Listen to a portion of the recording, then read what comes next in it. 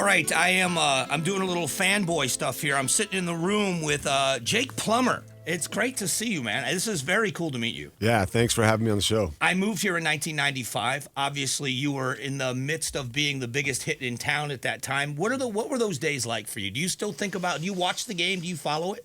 I watch the game a little bit. I mean, there's so much game now to watch. You could spend Thursday, Friday, Saturday, Sunday, Monday in front of your TV, and that kind of lifestyle doesn't sit too well with me. But I pay attention. I know what's going on. I try to catch a few games, try to pay close attention to how things are moving for the organizations that treated me so well, starting with the Sun Devils. But, yeah, 95. So 95 you got here. That was a tough year for us. We ended up being 6-5, missing the bowl game, losing to U of A here at Sun Devil Stadium when we thought we had the game won.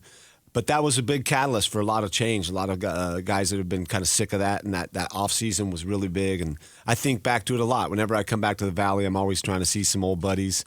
I could spend 4 or 5 days here seeing friends and not see everybody that I need to see. I love football so much. I coached high school football and some, obviously never near the level that you played at. But it seems like every locker room is the same. That's what the guys miss the most when they leave the game, is that locker room and the camaraderie that's built. It's hard to describe to people how that happens. Yeah, you're in it with a group of individuals that are all striving and hopefully all on the same wavelength to try to win and be the best that we can be. It's to be the best? No, but to be the best that you can be. And if you can raise that level by bringing whatever you have to the table, that's what I felt as a quarterback. I was a good leader because I was authentic. I treated my teammates the same. I didn't put myself on a pedestal and act like I was better than the second string D lineman. I felt like we were equals.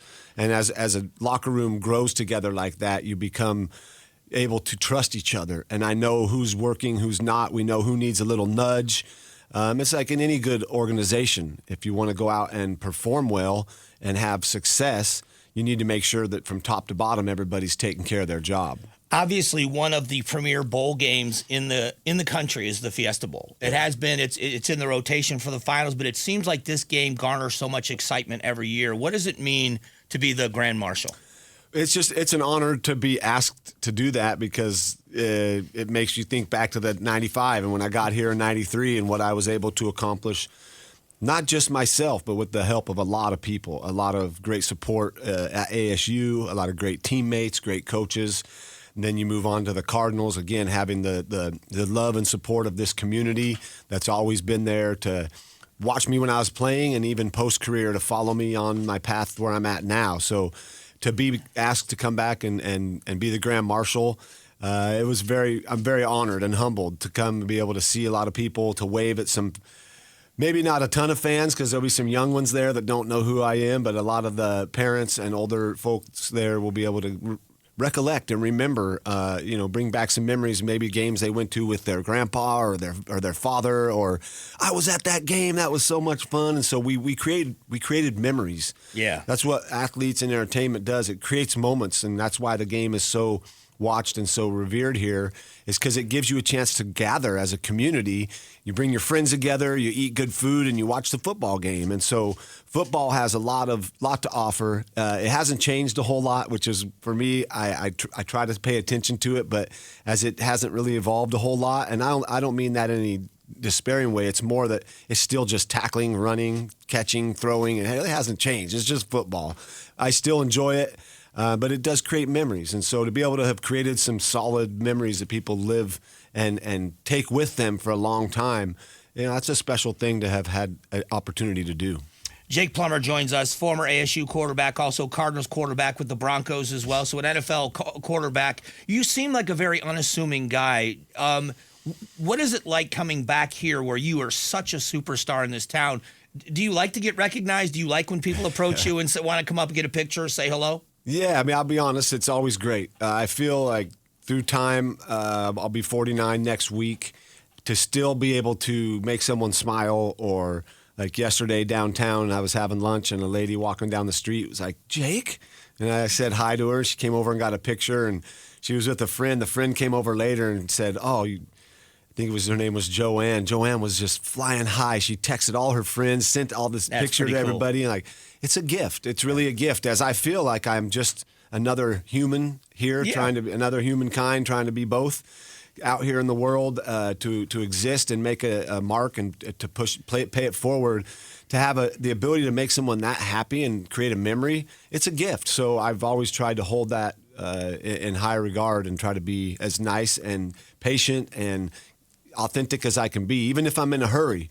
There's ways to do it without coming off like an a-hole. Is there? So let me ask about the Fiesta Bowl, because I have turned into a true Arizona boy since I moved here in 1995, and we do as much as we can in the community. If we have a platform, just like I know you do, we should give back. The Fiesta Bowl and the money that it raises and the good that it does, we get lost in the game. We love the parade.